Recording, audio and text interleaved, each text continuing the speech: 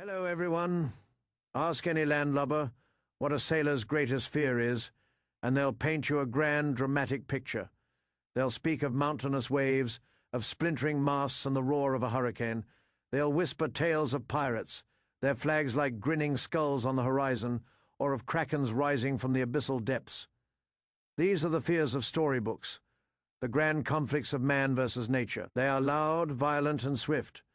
But if you were to ask a true mariner, a man whose skin is cured leather from salt and sun, he might lean in close, his voice a dry rasp, and tell you the truth.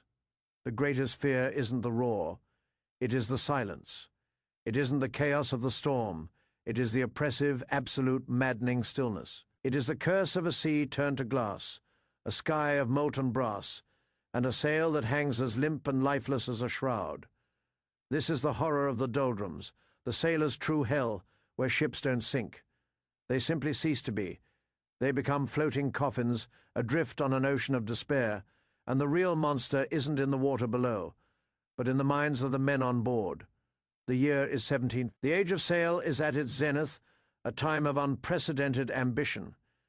Nations carved up the globe, their greed carried on the winds by magnificent ships, vessels that were the pinnacle of human ingenuity. Among them was the Seraphim, a three-masted merchantman, sturdy and proud. She wasn't a warship bristling with cannons, but a workhorse designed to ferry the riches of the Orient back to the hungry. Her captain was Elias Thorne, a man in his 40s, a veteran of 100 voyages. He was not a man given to flights of fancy. He was a creature of salt and timber, of charts and celestial navigation. He believed in the wind, the tides, and the solid feel of his deck beneath his feet. He did not believe in curses or sea ghosts. For him, the ocean was a formidable opponent, but one that could be understood, navigated, and ultimately conquered by skill and discipline. The Seraphim had set out from Bristol under a sky the color of a robin's egg, her sails full of a boisterous westerly wind. Morale was high. The crew was a typical mix of the era, hardened veterans with faces like nautical charts and fresh-faced boys barely old enough to shave, their eyes wide with the promise of adventure and coin. They were bound for the Spice Islands, a journey that was long and perilous, but one that promised to make them all rich men for the first 2 months. The voyage was textbook. They rounded the Cape of Good Hope, weathering its. Captain Thorne was a master of his craft, and his crew, a well-oiled machine. They sang shanties as they worked the lines, their voices carrying across the waves. The ship was alive, a symphony of creaking wood, snapping canvas, and the ceaseless rush of water against the hull.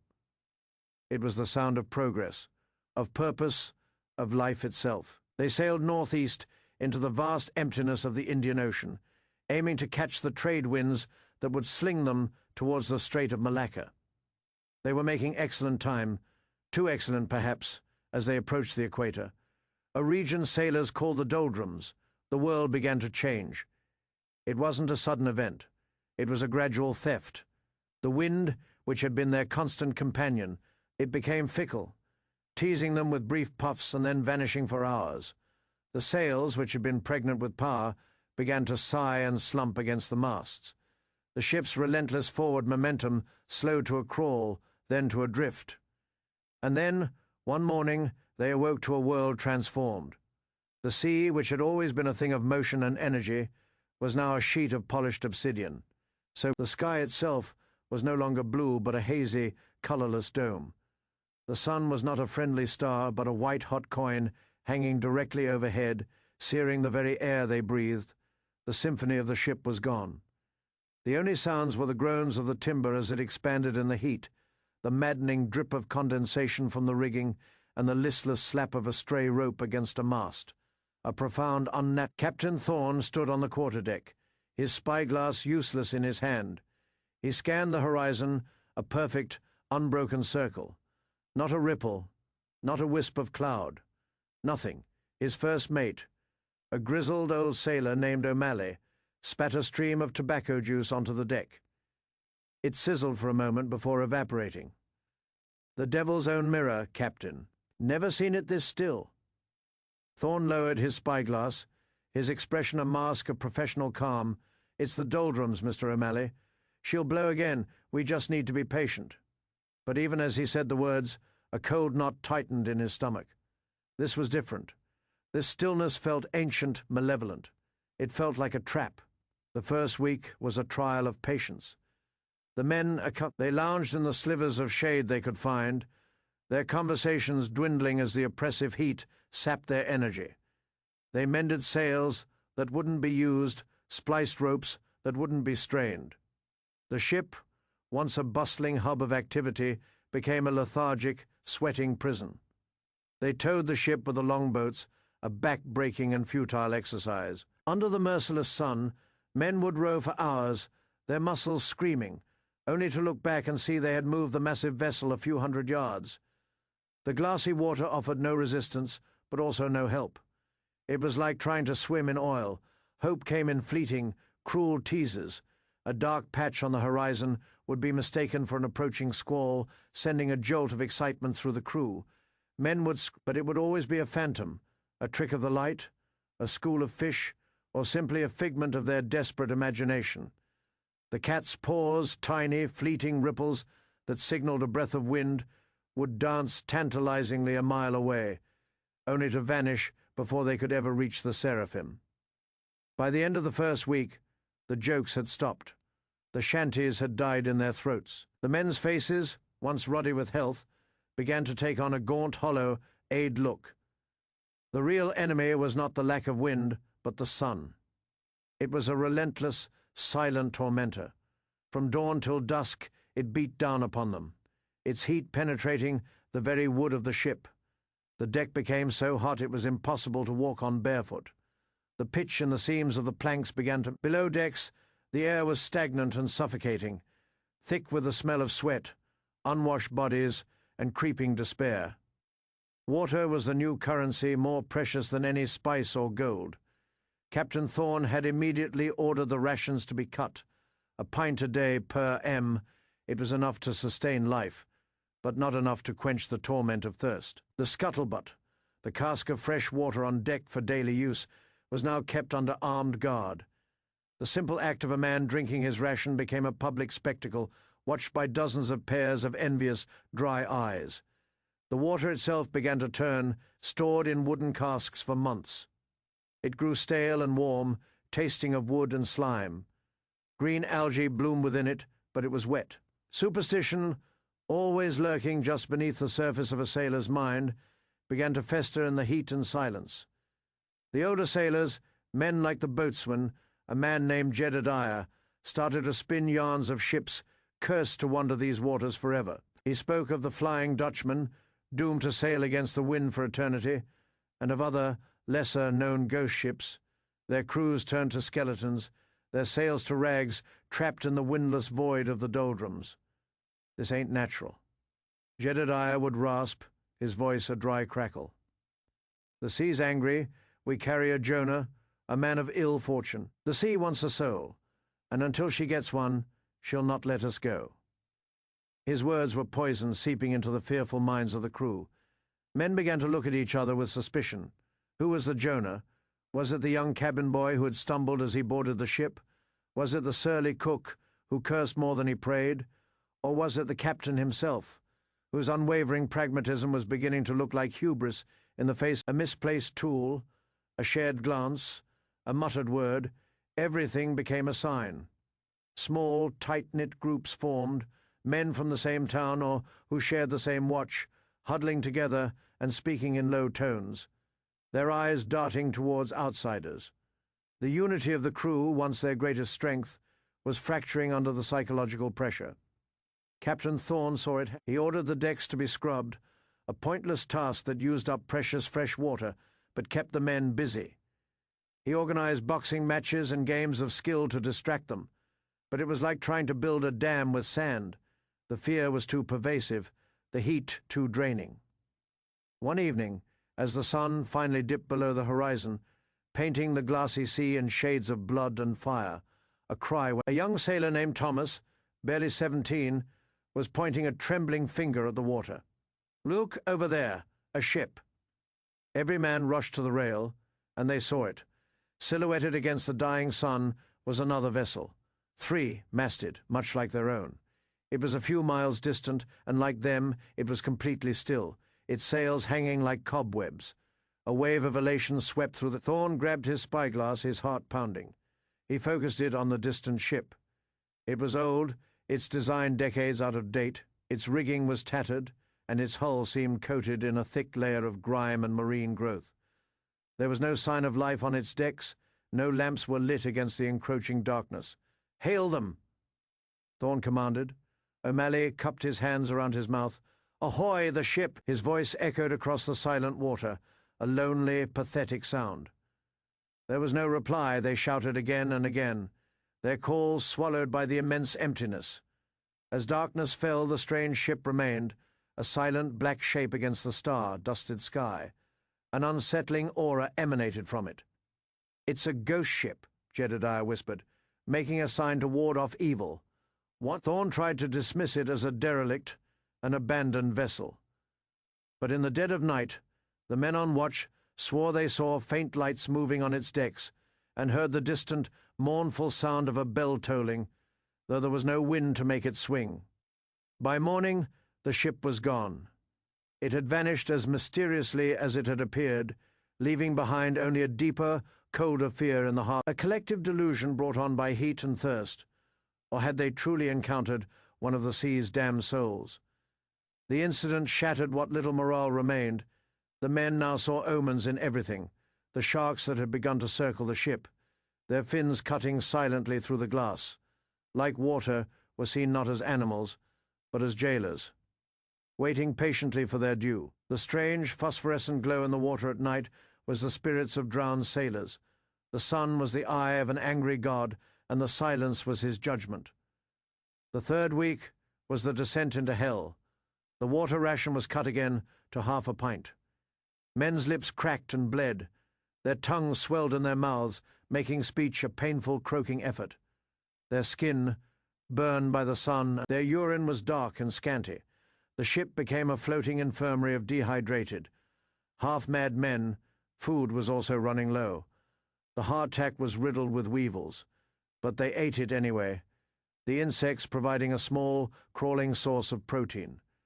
The salted meat was so tough, it had to be soaked for hours in the putrid water just to be chewable. The ship's cat, once a beloved mascot, disappeared one night, and no one asked any questions, though the cook looked a little less starved the next day. Captain Thorn felt the command slipping through his fingers. His orders were met with sullen glares or slow, resentful obedience. His attempts at reassurance sounded hollow even to his own ears. He spent most of his time in his cabin, poring over his charts, making the same... How far from the shipping lanes his science and logic, the twin pillars of his existence, were failing him. The ocean was not obeying the rules. He would sit for hours, staring at the barometer, praying for it to drop, for any sign of a change in pressure. But the needle remained stubbornly, cruelly fixed. He began to write in his log, not just the ship's position and condition, but his own thoughts, his own fears. Day 20. O'Malley still has their respect, but for how much longer? Jedediah speaks of sacrifice, madness.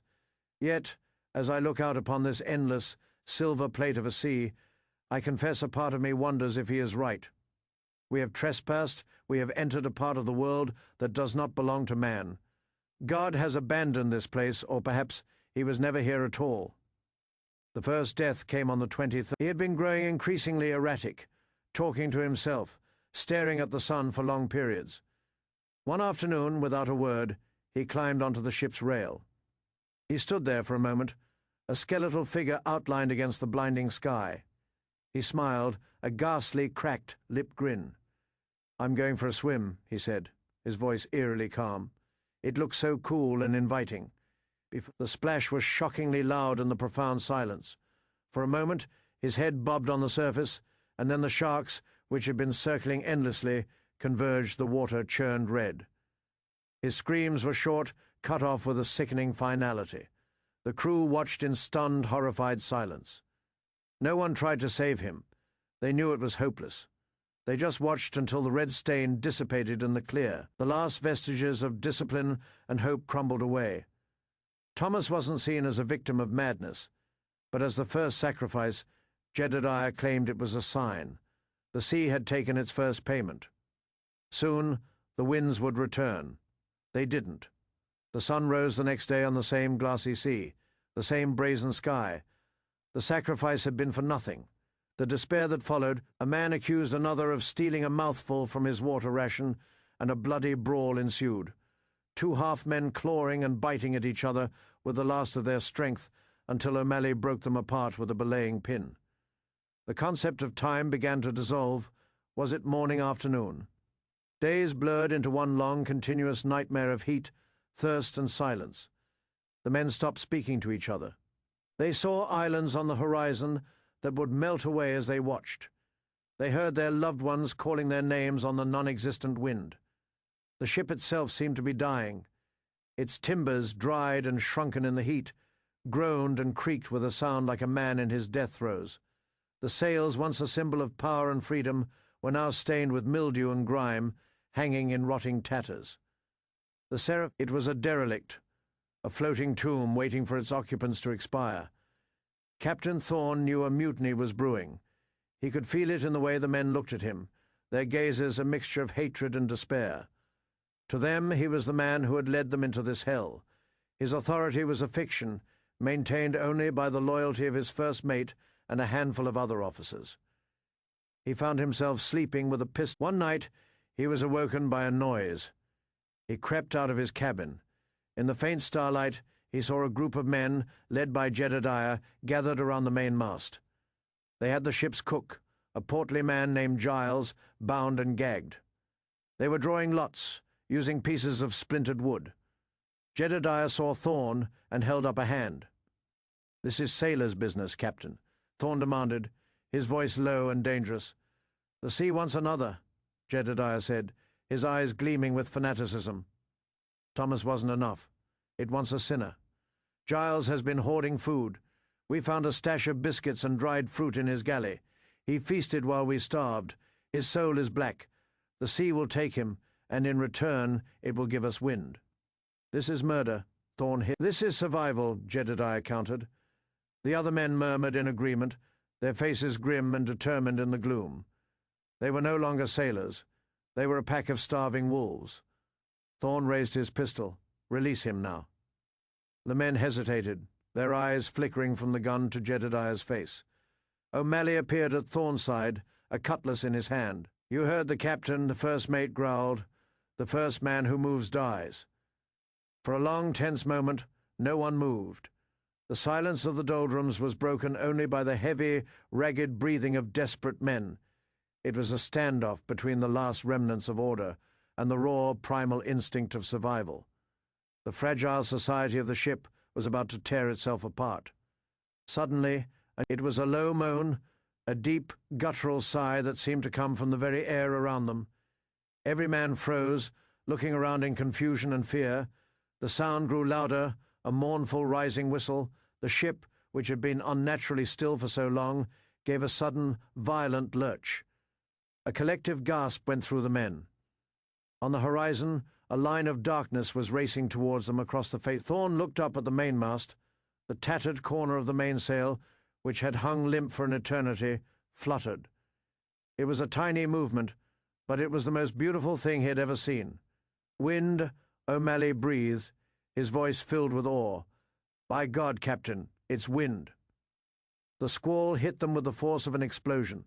The first gust of wind was hot and laden with the smell of rain. It screamed through the rigging, a deafening roar after weeks of silence.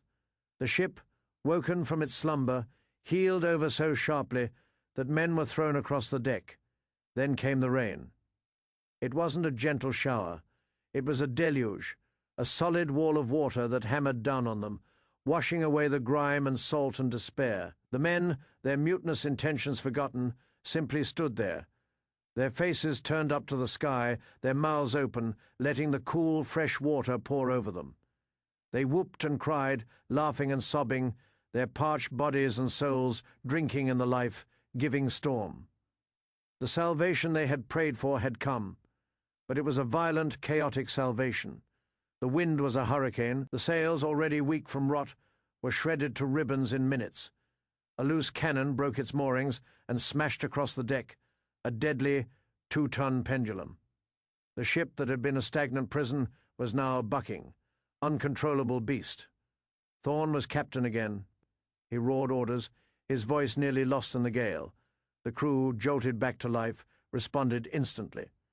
They battled the storm all through the night, cutting away the remains of the sails, securing the loose gear, manning the pumps as the massive waves crashed over the decks, threatening to swamp them. It was a brutal, exhausting fight, but it was a fight. It was action. It was infinitely better than the silent, passive death they had been facing. When dawn finally broke, the storm had passed, leaving behind a bruised grey sky and a rolling, agitated sea. The Seraphim was a wreck. Her masts were splintered, her rigging a tangled mess, her deck scarred and broken. But she was afloat, and she was moving. A steady, gentle breeze filled the makeshift sails they had managed to hoist. They were free. The Doldrums were behind them, but they were not the same men who had sailed into that windless hell. They were gaunt, haunted figures, with an ancient weariness in their eyes.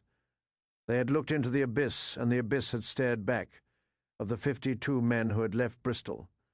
Only 19 remained. The others had been taken by thirst, by madness, by the sharks, or by the sheer hopelessness of the calm. The ship, now a crippled ghost of its former... Weeks later, they were spotted by a British naval frigate, and their ordeal was finally over. Captain Elias Thorne returned to England, but he never went to sea again. He had been a man who believed in charts and science, but his experience in the Doldrums had shown him that there were forces in the world that could not be measured or predicted. He had learned that a man can survive a storm, but the silence. It was the complete removal of agency. On a sailing ship, the wind is everything. Power, progress, life itself. To be deprived of it is to be rendered utterly helpless.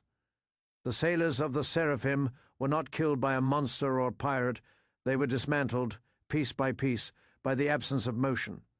Their world stopped, but their needs for water, for food, for hope, did not. It is a fundamental horror. Imagine being trapped in an elevator. Now imagine that elevator is in the middle of a desert, under a burning sun, and there is no one for 1,000 miles to hear you scream. That was the reality for countless ships during the age of sail. Their stories are not often told because they are not stories of glorious battle or heroic discovery. They are quiet, grim tales of slow decay. The logs of They speak of the sun as a malevolent eye, of the sea as a mocking mirror. They record the deaths of men not from scurvy or fever, but from melancholia, a deep soul-crushing despair from which there was no recovery.